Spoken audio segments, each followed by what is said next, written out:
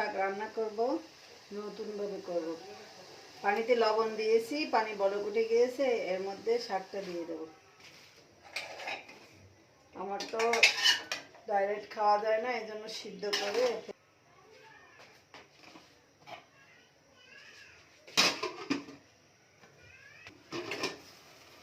শাকটা সিদ্ধ হয়ে গেছে। এখন ঢেলে নেব, পানি ছেঁকে ফেলে দিয়ে এই কড়াইতে রান্না করব।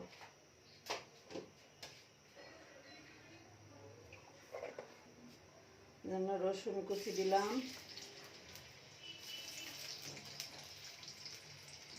রসুনটা একটু ভাজা ভাজা হলে তারপরে পেঁয়াজ দেবো।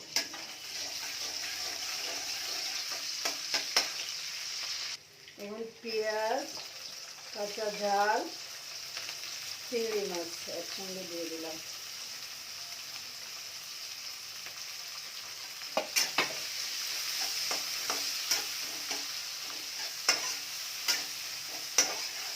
একটু ভেজে,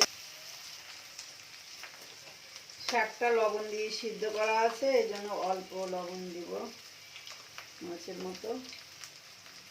সামান্য একটু হলুদ,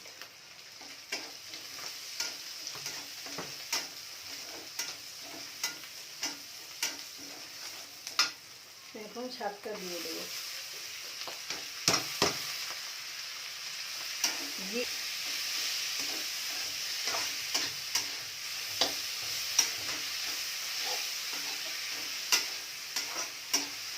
নাড়াচাড়া করে নামিয়ে নেবো শাকটা। শাক রান্নাটা কমপ্লিট।